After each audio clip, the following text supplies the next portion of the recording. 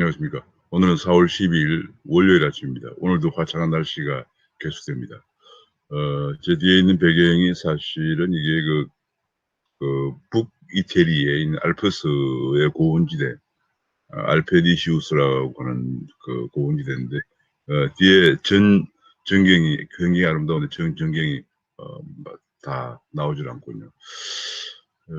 제가 오늘 12일 아침 시사회스를 시작하겠습니다.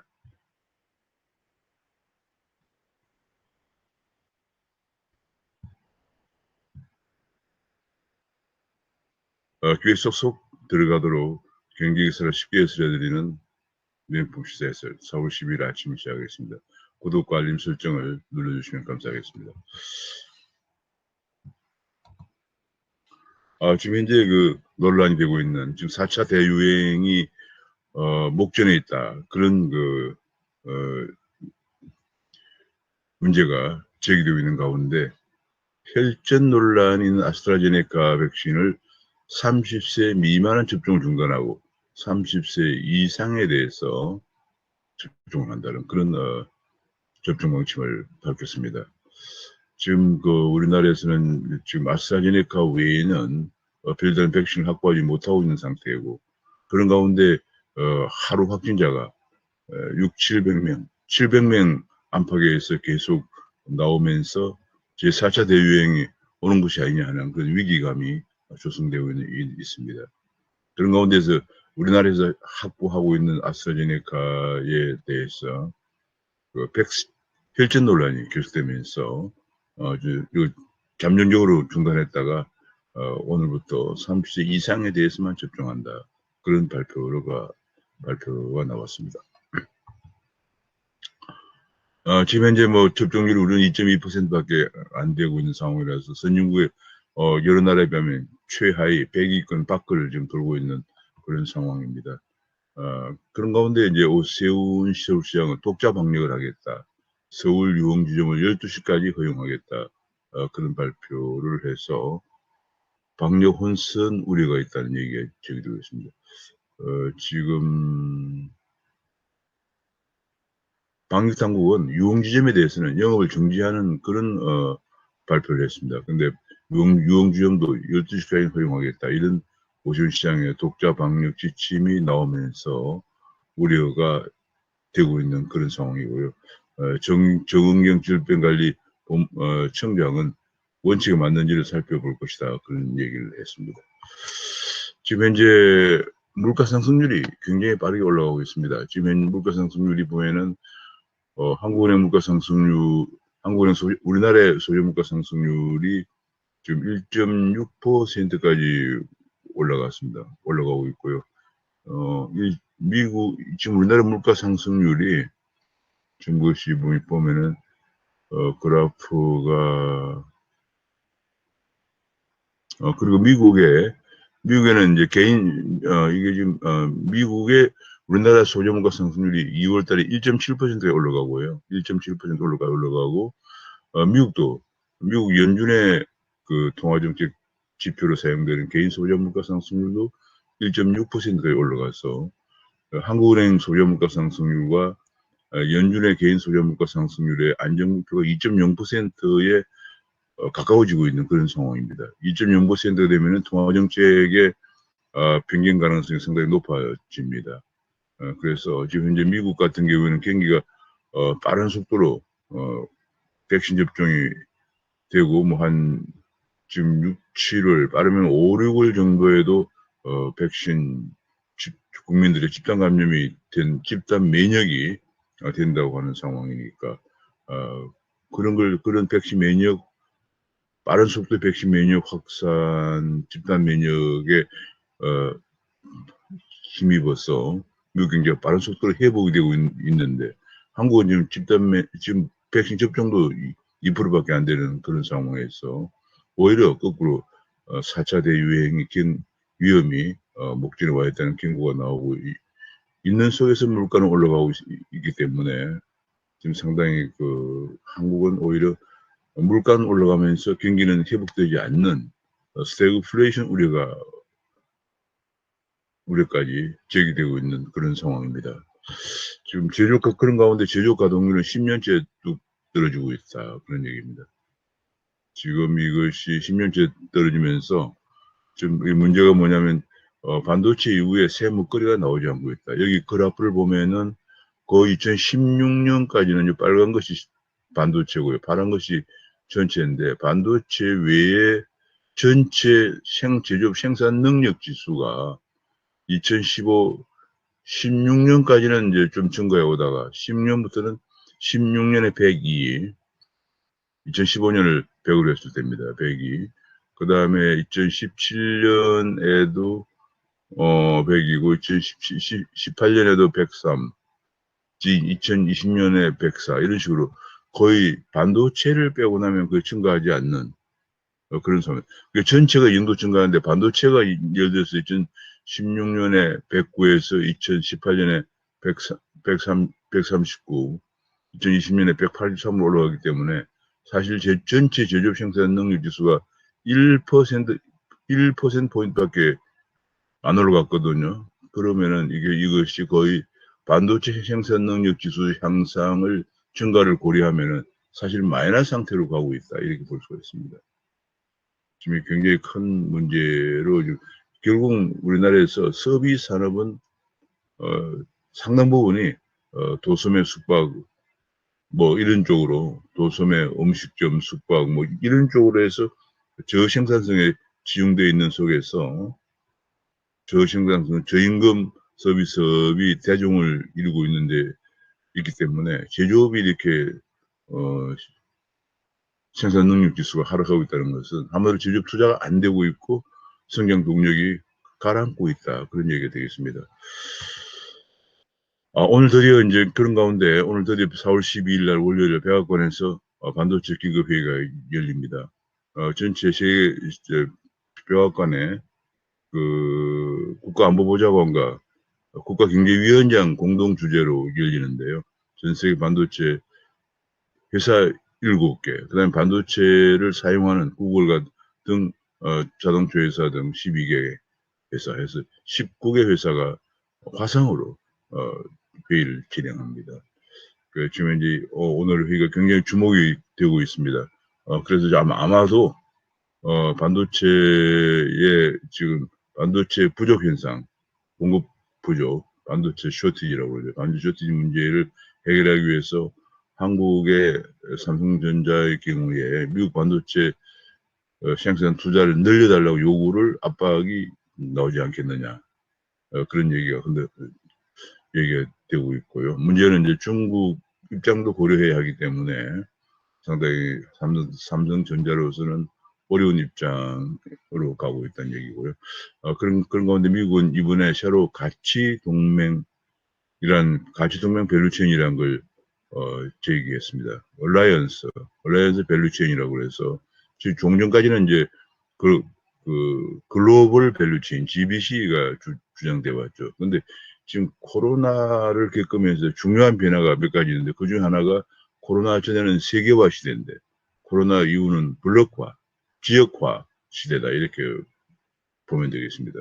그런 것이 이제 큰 변화 중에 하나입니다. 그래서 지역화면서 특히 이제 중국 중심의 블록과 미국 중심의 블록이 대립하는 그런 구도로 가면서 민주주의 가치를 자유민주주의 가치를 공유하는 얼라이언스 밸류체인에 한국의 참여를 요구하면서 그런 일환으로 삼성의 밑에 미국 반도체 투자에 대해서 요구를 할 가능성이 커지고 있다. 그런 얘기고요. 반면에 중국은 또 홍색 공급망, 중국이 이제 공산 국가니까 즉 홍색 공급망 구축에 나서고 있기 때문에 중국도 역시 삼성전자에 투자를 요구할 가능성이 있다 하는 것 때문에 상당히 삼성전자로는 어려운 입장에 놓여 있는 상황입니다.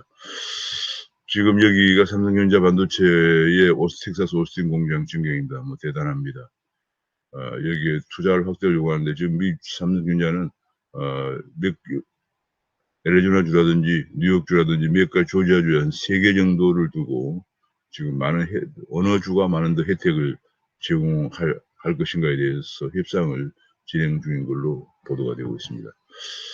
그런데 우리나라에만 반도체로 먹고 사는 앞에서 본 것처럼 다른 제조업 지수가 하락하고 있는 가운데 반도체 지수만 올라가면서 우리나라 수출의 20%를 반도체가 차지하고 있고 또 우리나라 현재 법인세의 거의 3분의 1 정도를 반도체 쪽에서 내고 있는 4분의 1 정도 되겠습니다. 내고 있는 그런 상황이고 미국도 지금 반도체 문제로 백악관 주재 회의가 있는 그런 속에서 그리고 지금 미국, 중국, 유럽, 일본 등에서 대만 등에서 지금 몇십조 원의 그 돈을 투자하고 또 투자 세액 공제를 미국은 40%까지 공제해주는 그런 정책을 추진하면서 반도체 굴기에 매진하고 있는데 우리는 좀 전략이 전혀 없는 그런 상황입니다. 우리는 겨우 뭐 지금 세액 공제를 해봐야 3%밖에 주지 않고 있고 법인세는 높고 규제는 많고 심지어 총수까지 감옥에 있고 뭐 상당히 우리는 전략이 없는 그런 상황입니다. 오늘 아침 조선일보는 정부의 존재 이유가 무엇이냐, 정부 무엇 때문에 존재하느냐 그런 얘기를 묻고 있습니다. 심지어는 마지막 결론 제가 읽어보니까 지금 CEO, 반도체 관련 CEO들이 각종 규제 완화, 용수, 전력 등의 인프라 지원과 함께 미국 측은 반도체 지원 대책을 법으로 명시해 줄 것을 요청했으나 산업부는 난색을 표했다고 한다. 반도체로 먹고 사는 나라에 반도체 전략이 보이지 않는다. 이런 정부가 왜 필요한가? 상당히 관계가 너저로 비판을 하고 있습니다. 반도체 패권 승자, 반도체 쪽에서 이제 지금 보면은 85년대와 95년대까지는 미국과 일본이 제패해 왔습니다. 95년까지만 하더라도 미국의 인텔, 그다음에 근데 일본의 미국과 인텔과 미국의 모토로라, 그다음에 일본의 NEC 도시와 히타치가 세계 반도체를 미국과 일본이 양분해 왔는데 2020년 보에는 미국의 인텔, 마이크론, 그다음에 한국의 삼성전자, SK하이닉스, 대만의 TSMC가 반도체 산업을 지배하고 있는 그런 상황입니다. 그래서 사실 20년대 들어서서 한국과 대만의 반도체가 급성장하는, 특히 그 중에도 한국의 반도체 산업이 급성장하는 그런 모습을 보이고 있습니다. 또 한 가지 중요한 이슈가 지금 이제 글로벌 법인세 논쟁입니다. 이 법인세 체계를 바꾸자 하는 것인데, 첫 번째로는 법인세 하한을 정하자. 미국이 이제 법인세를 지금 21%에서 28%에 올린다고 합니다.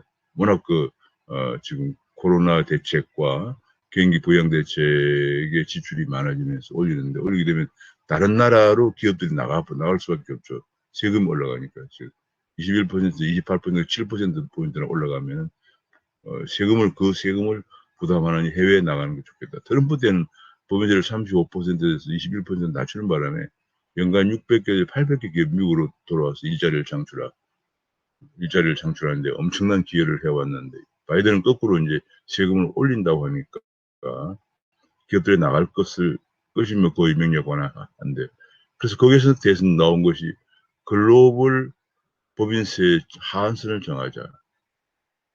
전 세계에서 법인세 하한선을 정하자. 그런 얘기가 나왔습니다. 참 이게 미국 주도의 미국 중심주의라고도 할 수가 있는데요. 그러면서 또 한 가지는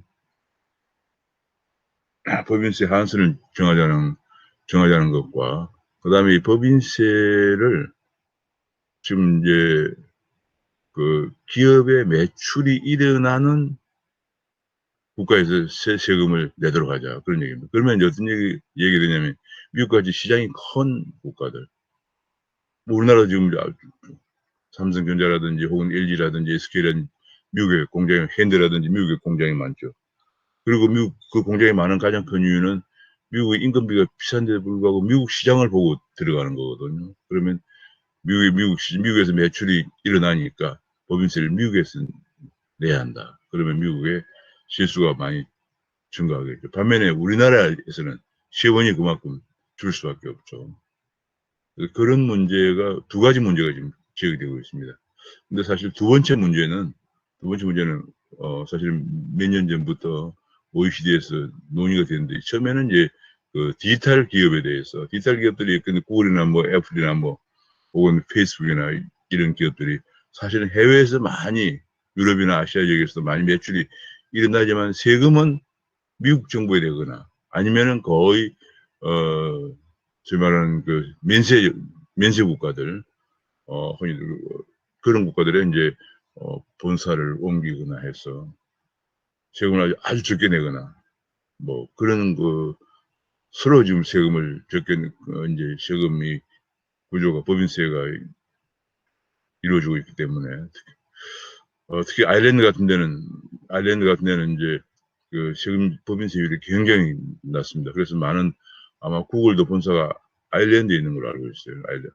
아니면 본사가 아니면은 그 자회사를 아일랜드에 두어서 이익을 그쪽으로 이전시키는 방법으로 해서 세금을 적게 내는 그런 방식을 하고 있는데, 그래서 유럽에서 제기된 것이 뭐냐면은 이래서는 안 된다. 유럽에서 디지털 기업들이 영업을 하고 돈을 벌어서 세금은 다른 나라에 내기 때문에 디지털 기업의 세금을 매출이 일어나는 국가에서 내자 하는 것을 사실은 OECD 중심으로 계속 논의를 해왔습니다. 논의를 해왔는데, 이번에 연례는 그러면 이제 미국의 디지털 기업만 그렇게 하는 게 아니고 전 세계 중요 법인들에 대해서 한 100개 정도 법인을 선정해서 그 100개 정도 법인은 디지털 기업뿐만 아니라 다른 제조업도 그렇게 하자. 그렇게 해서 일종의 맞불을 놓은 것이죠. 맞불을 놓으면서 동시에 미국의 세수도 좀 올리려고 하는 그런 양수 겹장의 카드를 꺼내서 그 두 가지 문제. 하나는 글로벌하게 미국이 지금 법인세를 21%까지 낮추려고 하는데 아마 지금 잠정적으로 21%를 미국에서 제시한 것 같습니다. 그럼 두 번째로는 그 매출이 일어나는 국가에서 세금을 내자. 이 두 가지를 이제 약 140여 개국의 G20 국가를 포함해서 140여 개국의 서한을 보내서 상당히 지금 합의를 이루어가고 있는 그런 모습을 보이고 있습니다. 이런 경우에 한국은 지금 그렇게 되면 세원 확보가 한국 기업들은 대개 이제 한국은 많은 다국적 그 시장 국가에 나가서 공장을 운영하면서 수출을 하고 있는 그런 상황이기 때문에 한국이 지금 굉장히 세원 확보에 발등에 불이 떨어졌다. 우리나라 정부에서는 우리나라 기업들이 잘 되게 지원한다 뭐 이런 차원은 전혀 없고, 지금 반도체 문제도 지금 바로 발등에 부는데도 전혀 지원책은 전혀 없고, 세금을 거두는데 오직 문제가 생길까 뭐 이런 데만 관심을 갖고 있는 것 같습니다. 주식시장으로 들어가면 어제 코스피는 0.36% 하락을 했습니다. 코스닥은 반면에 좀 올라갔습니다. 코스피가 7거래일 만에 하락해서 3,131선에서 마감이 되었습니다. 미국의 다우존스는 어제 0.89% 올라갔어요. 나스닥도 0.51% 올라갔습니다. 어제 다우존스는 33,800을 기록해서 사상 최고치를 기록했습니다. 이것은 이제 오늘부터 미국 기업의 실적이 발표되는데 미국 기업 실적이 호조가 될 것이라는 그런 예상에 힘입어서 어제 다우존스나 나스닥, S&P 500도 주가가 다 올라갔습니다. 지금 미국의 기업 실적이 상당히 좋게 나오고 있는 것으로 보도가 되고 있습니다. 그런 가운데 한국의 이제 국민연금이 동학개미들의 집요한 국민연금 본부 앞에서 데모를 한다든지 여러 가지 압박에 굴복해가지고 또 정치적으로 또 동학개미 투자자들도 고려한 선거가 또 진행하면서 그런 것들을 고려해서 지금 국내 주식 투자 비율을 18.8%에서 19.8%로 1%포인트 2조 6천억 원치를 더 보유할 수 있도록 결정했다고 합니다. 그런데 지금 이제 코스피가 거의 상한선에 올라와 있는 상황인데 주가가 떨어지면 누가 책임지나? 국민의 노후의 생활을 보장하는 연금에 대해서 이렇게 주식시장에 투자자들의 요구에 흔들려서 되느냐, 그런 지적이 나오고 있습니다. 굉장히 중요한 부분인데요. 국민연금은 지금 가장 중요한 게 첫 번째도 수익률 제고, 두 번째도 수익률 제고. 왜냐하면 국민연금 고갈이 2050년경에 다가온다는 전망이 나오고 있기 때문에 가능하면 수익률을 높여서 연금 고갈시를 늦춰야 되는데 지금 국민연금 투자가 지금 이제 주식, 채권, 대체자산에서 국내외, 국내 주식, 해외 주식, 국내 채권, 해외 채권, 국내 대체자산, 해외 대체자산 이렇게 나누어서 비율을 가지고 비율을 국민연금 안에 있는 기금운용위원회에서 결정을 해서 하는데 이렇게 투자자들의 휘둘리면 안 된다 하는 지적이 나오고 있습니다. 오직 수익률을 높이는 데만 목적을 두어서 국민의 노후를 가능하면 더 늦게 고갈되도록 보장해 주는데 역점을 둬야 한다. 그런 지적이 나오고 있습니다. 그런 가운데 이제 외국인 투자가 어제 돌아왔다고 그러는데 사실 어제 외국인 투자가 좀 나갔어요. 벌써 보니까. 제가 보니까 외국인 어제 투자가 외국인이 마이너스 1,551억 원을 기록했습니다. 개인만 증가했어요. 항상 이게 외국인과 개인 간에 이게 싸움이 기싸움이 있는 편인데요. 이 외국인들이 이제 엊그제까지 계속 돌아왔죠. 돌아왔는데 그 돌아온 상위 매수 종목을 보니까 삼성전자, SK하이닉스, 카카오, 셀트리온, SK텔레콤 등등입니다. 주로 이런 통신 서비스나 반도체 유통, 소프트웨어, 디스플레이 이런 쪽으로 이제 투자를 하고 있는데 지금 밑에 이제 그래프에서 보는 것처럼 외국인이 돌아왔다. 계속 돌아오는 게 아니고 외국인들이 국내에서 목표 수익률을 달성하면 나갑니다. 그리고 또 주가가 하락하면은 다시 들어옵니다. 외국인들의 투자 수익률은 주가 상승률 플러스 원화 가치 상승률입니다. 나갈 때는 원화를 팔고 달러로 환산해서 나가거든요. 그 두 가지. 그래서 이제 원화 가치 상승률과 주가 상승률이 외국인 투자 수익률인데 그 두 개를 합한 투자 수익률이 적정 수준에 다다르면 외국인들이 주로 펀드가 운영하기 때문에 적정 수익률이 달성되면 나가고 다시 또 주가가 하락하고 원화 가치가 하락하면 또 들어왔다가 이런 형태를 반복하면서 현재 한국을 외국인들의 ATM기다. 돈을 빼가는 계속 그러면서 그 돈을 빼가는데 누구의 돈을 빼가느냐 주로 개인 투자자의 돈을 빼갑니다. 외국인들이 들어와서 주가 오르면 동학개미들이 막 들어가죠. 들어가서 외국인들이 빠져나가면 나가는 또 실산을 제공했다가 좀 이따 주가가 또 떨어지면 또 나옵니다. 나왔다가 이제 외국인들이 보고 주가가 계속 떨어지면 또 들어갈 때 되겠구나 하고 들어오는 그런 형태를 지금 뭐 거의 뭐 한 20년째 반복해 오고 있는 그런 상황입니다. 참 이것이 개선이 안 됩니다. 왜냐하면 우리나라가 워낙 그 외국인 투자 비중이 높다 보니까 전체 주식시장의 거의 35% 정도가 외국인이 소유하고 있습니다. 현재 금액으로는 대략 한 8천억 정도가 8천억 달러 정도가 우리나라에 들어와 있는 그런 상황입니다. 그래서 일본 같은 경우는 외국인 투자비율이 10%가 안 됩니다. 어제 보니 비트코인 같은 경우에 비트코인이 약간 좀 하락했습니다. 하락해서 한국 시장에서 지금 아침에 7,700만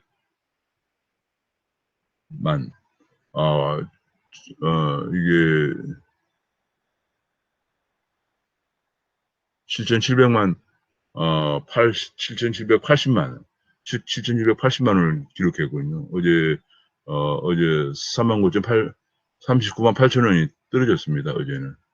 지금 뭐 여기 그래프에서 보는 것처럼 계속 지금 행보를 보이고 있는 그런 상황입니다. 지금 미국에서 가장 큰 변수가 미국 연준의 그 통화정책 인데 통화정책 변경 여부인데 지금 변경 여부가 변경이 안 될 걸로 이렇게 당분간은 없는 걸로 이렇게 계속 보도가 나오면서 지금 이것이 행보를 보이고 있습니다. 지금 현재 우리나라에서 이더리움은 279만 원을 역시 다소 좀 하락한 1,000원 정도 하락하면서 행보를 보이고 있는 모습을 보이고 있습니다. 미국에서도 보니까 비트코인 아침에 바이낸스 코인 혹은 뭐쭉 리플, 테더, 카르다노, 폴카다 뭐 등등 쭉 보니까 미국에서 거의 뭐 다소간의 소폭의 움직임 속에서 횡보하면서 등락을 보이고 있는 그런 모습을 보이고 있습니다.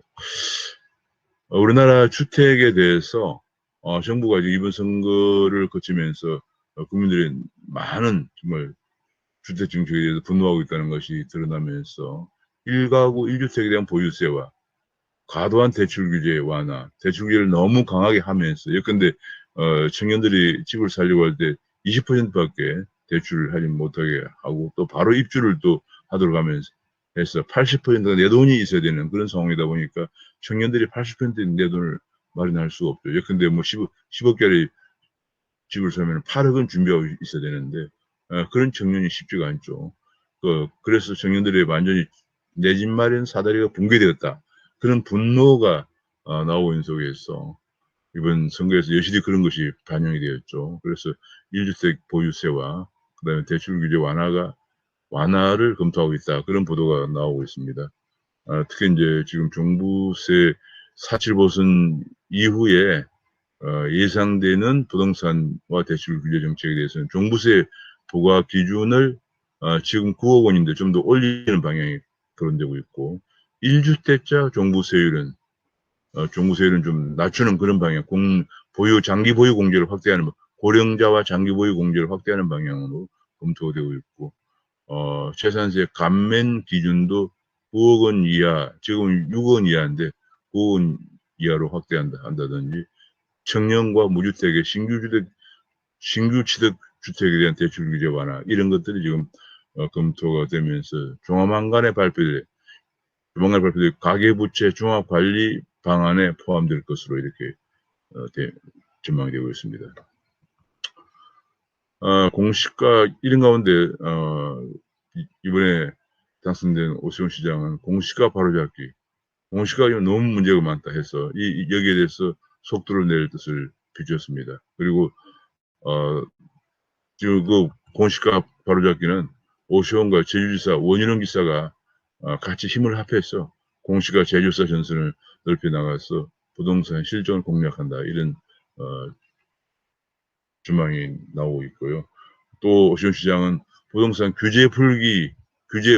지금까지 문재인 정부는 부동산을 공급은 하지 않고 규제와 세금 폭탄으로 계속 정책을 25번 이상 진행해 오다 보니까 거의 한 2달 만에 하나씩 대책을 내놓으면서 하다 보니까 집값도 오르고 전월세 가격도 오르는 그런 현상이 발생을 해서 국민들을 좌절하게 만들고 있고 세금 폭탄이 또 폭탄으로 분노케 하고 있었는데 오세훈 시장은 이 규제를 풀어야 된다.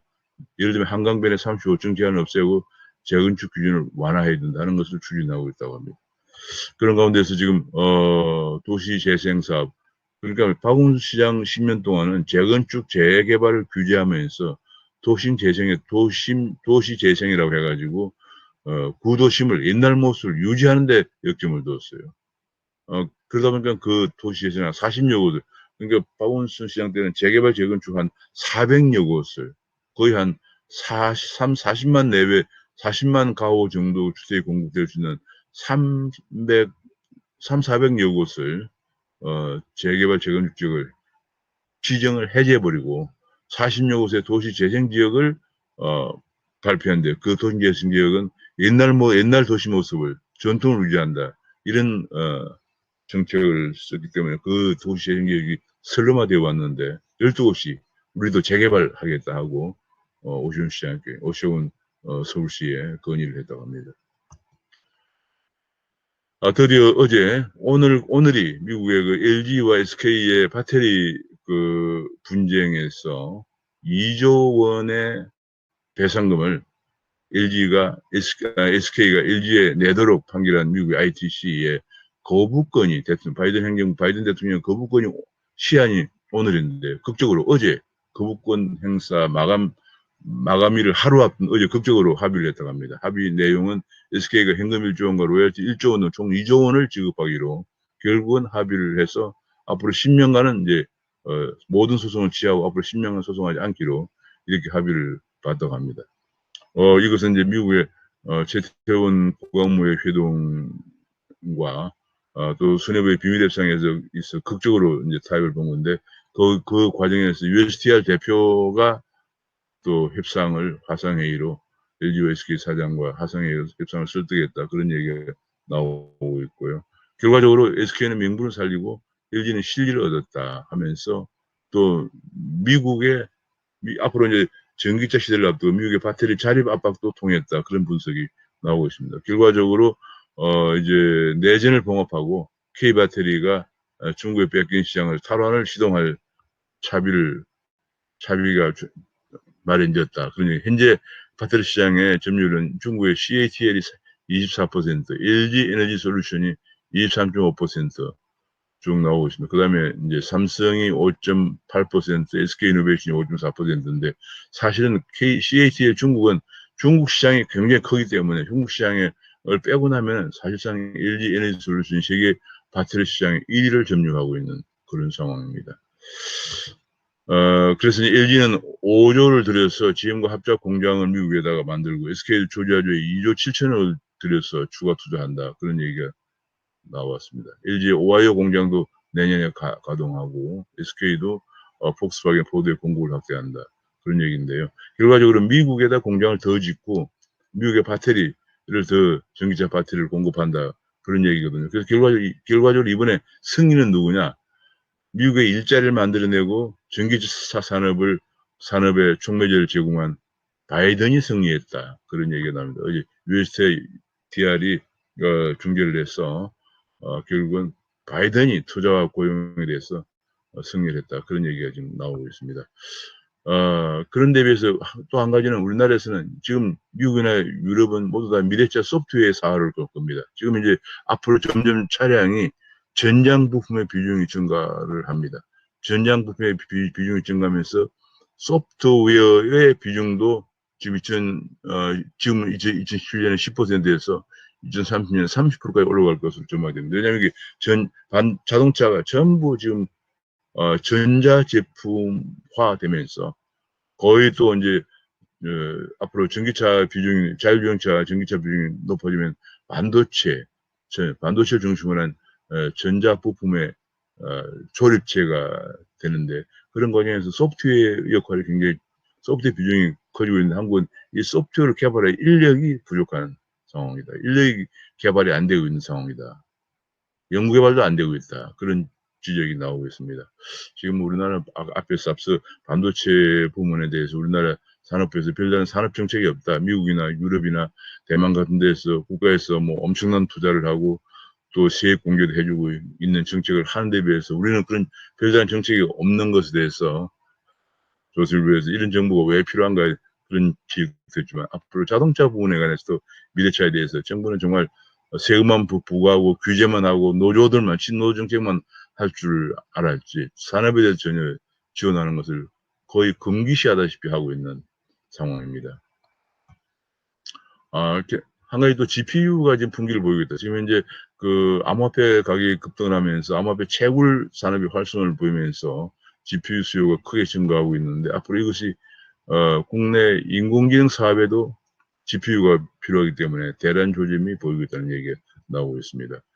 공무원 군인연금 적자가 만성적으로 나서 땜질이 금년에도 4조 원, 2023년에 5조 원, 2030년에 9조 원까지 정부가 보존해 줘야 된다. 그런 얘기입니다. 지금 이게 뭐 공무원 군인연금 충당 금액이 100조 원에 도달하면서 거의 1000조 원에 도달하면서 엄청난 국가의 지금 국가 부채를 늘리면서 이게 시한폭탄이죠. 사실은 이것 때문에 MB 정권이나 박근혜 정부는 많은 반발을 무릅쓰고 계획을 하려고 노력을 해오면서 조금씩 찔끔찔끔이지만 계획을 해왔는데 문재인 정부들은 전혀 계획은 언급하지 않고 오히려 대선 때는 더 주겠다 뭐 이런 공약을 하고 공무원의 정원을 오히려 인력을 더 늘리는 그런 방향 공무원 지금 현재 약 17만 4천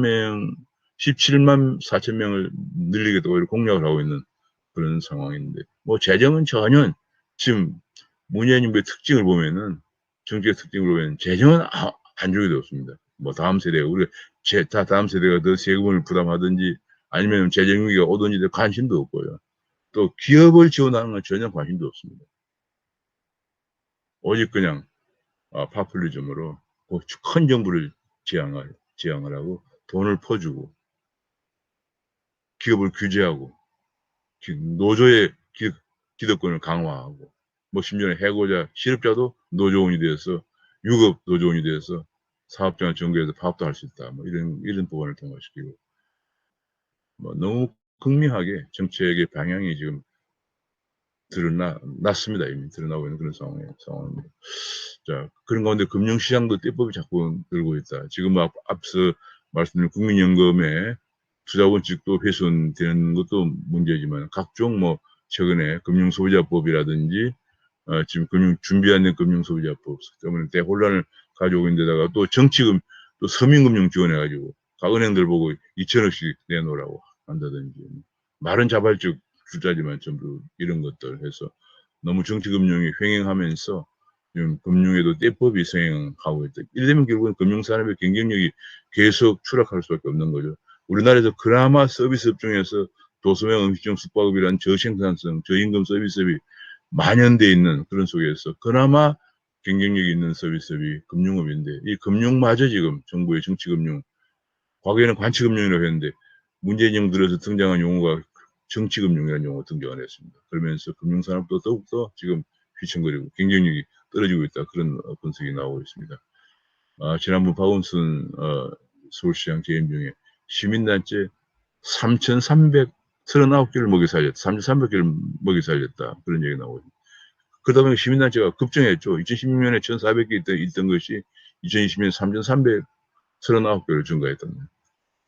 각종 위원회, 각종 산하기관의 낙하산 이런 걸 통해서 보조금을 지급하면서 먹여 살려왔다. 또 한 가지는 이런 시민단체에 관련된 시민단체 인사들 등용해서 더 큰 정치인이나 청와대 쪽에 보내서 정치인으로 키우는 등용문 역할을 또 했다. 한마디로 박원순 시장의 그 시민단체 지원 민낯이 지금 이제 드러나고 있습니다. 박원순 표 공모 사업은 시민단체 일감을 주는 건데 5년간 지어진 돈만 7천억 원에 달한다는 보도가 나왔습니다. 자, 또 한 가지 이제 대외적으로 보면 미의회에서 대북전단법 청문회를 오는 15일 날, 내일 모레 15일 날, 이번 목요일 날 한다고 합니다. 이 미국에서 북한 문제가 아니고 우리나라의 인권 문제가 전 세계에 생중계되는 가운데서 대북전단법, 흔히들 김여정법이라고 하죠. 김여정 하명법이라고 하는 한마디 하니까 그냥 불어나게 우리나라에서 북한의 대북전단을 날리지 못하게 하는 이런 법을 통과시켰죠. 이 문제가 북한의 인권의 큰 문제와 인권을 외면하는 그런 심각한 우려가 있기 때문에 미의회에서 청문회를 한다고 합니다. 참 이게 참 보통 문제가 아닙니다. 이게 대한민국이 어쩌다가 미의회에서 인권 청문회까지 여는 이런 일이 생겼는지 모르겠습니다. 그런 가운데 미국의 안보실장은 서훈 안보실장에게 지난번 한미일 안보실장회의에서 한국의 쿼드 참여를 강하게 요구했는데 청와대는 여전히 공식 요청이 없었다고 발을 빼고 있는 그런 상황입니다. 지금 미국의 쿼드 강력 참여 요구에 한국의 선택만 남았다는 지적이 나오면서 미국은 중국을 견제하는데 협조하지 않으면 앞으로 협조가 없이는 한미 관계 진전이 없다. 정상회담 확정도 외면을 하고 있다. 그런 얘기가 지금 사실상 북미 대화 재개는 물 건너갔다. 미국의 확정 요구에 한국은 계속 검토한다는 답변만 하고 있는 그런 상황. 이런 한국의 모성에 미국의 인내심이 한계에 지금 도달하고 있다. 지체 없이 코드에 가입해야 된다. 그런 전문가들의 지적이 나오고 있고요. 미국의 반중정선에서 한국이 제외되면은 제외되어 있는 모습을 보이고 있는데 이런 70년 평화 번영의 길에서 이탈하는 것인가. 70년이라는 것은 1953년에 한미 상호방위조약이 체결되면서 그걸 바탕으로 해서 우리가 그걸 지렛대로 해서 우리 경제가 성장해 온 거죠.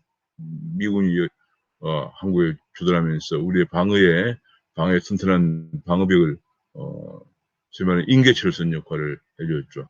미군이 동독성 같은 데 있으면서 지금 그나마 그것도 후방으로 평택으로 이제 지금 물러나 있는 상태입니다. 본래 평택에다 미군을 주둔시키던 것이 바로 인계철선.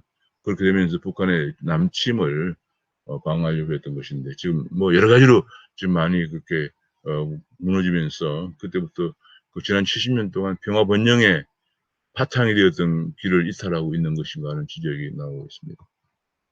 그런 가운데 문재인 청와대 전 특보, 외교안보 특보는 한국이 미국 편에 서면 한반도 평화 어렵다. 이런 얘기를 일본 신문에 기고했다. 일본 아사히 신문과 인터뷰에서 그런 얘기를 했다고 합니다. 참 이게 뭐 얼마 전에 그 국립외교연구원장이 뭐 한미동맹은 한국의 한미동맹에 중독되었다 뭐 하는 얘기, 또 미국 대사 유수혁 대사가 뭐 70년 동안 한미 동맹이라고 해서 동맹국이라고 해서 앞으로 70년이 또 동맹국이 된다는 것은 아니다 뭐 이런 얘기라든지, 이들 전부 다 연세대학교 문재인 교수가 있었던 연세대학교 정액과 라인에, 그 연정 라인이라고 해요. 라인에 지금 주장에 곳곳에서 지금 강경호 장관도 마찬가지로, 강경호 장관도 연대 정액과를 나와서 외교장관을 하는 동안 문재인 대통령이 중국을 방문해서 한중 정상회담을 하기 직전에 소위 삼불 정책을 발표했죠. 삼불 정책, 사드를 추가 배치하지 않고 한미일 동맹에 가입하지 않는다. 이런 세 가지 스스로 우리는 그냥 정상회담 하러 가서 그때 정상 가서 우리가 뭐 얼마나 냉대를 받았는지 하는 것은 많이 언론에서 이미 보도가 되었고요. 그러면서 그 정상회담 대가로 엄청난 것을 제시한 거 전부 다 제시했는데, 이 모두가 연정 라인에 문재인 특보에 관련된 그런 주장들입니다. 이런 초월적 외교는 미국과 중국을 완전히 벗어나서 초월적 외교한다는 것은 미중 대립 구도를 모르는 순진한 주장에 불과하다, 그런 얘기가 나오고 있고요. 선거 쪽에 잠깐 다시 한번 들어가 보면 2030 세대가 이번에 2030 세대의 반란이 가장 주목이 됐는데, 2030 세대가 앞으로 스윙보트다.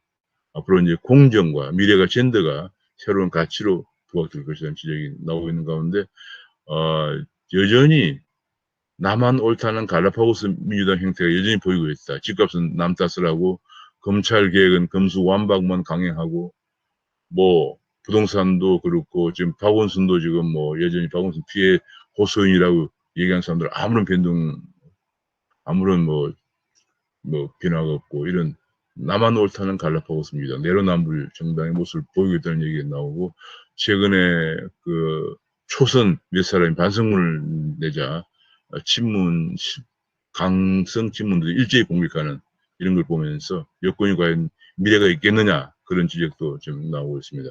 게다가 울산시장 선거도 언론국당 지금 건너면서 임종석, 조국, 유광철은 무혐의 면죄부를 주고 있는 데 대해서 이렇게 얼렁뚱땅 끝낼 일이 아니다, 이런 지적들을 주고 있습니다. 지금 이제 오늘 4월 12일 오늘 뭐 여러 가지 중요한 뉴스가 많은데, 가장 핫 뉴스는 SK가 LG가 합의를 봤다는 거, 미국의 USTR의 중재로 미국 ITC의 결정으로 2조 원의 벌금을, 2조 원의 배상금을 SK가 LG에 내도록 한 것에 대해서 극적인 합의를, 오늘 거부권, 미 바이든 대통령 그 거부권 마감 하루를 앞두고 극적인 합의를 보아서 우리 한국의 배터리 산업에 발전할 수 있는, 미국에도 투자해서 발전할 수 있는 그런 계기를 마련했다는 거고, 그다음에 오늘 바로 백악관에서 반도체 관련 긴급 대책회의,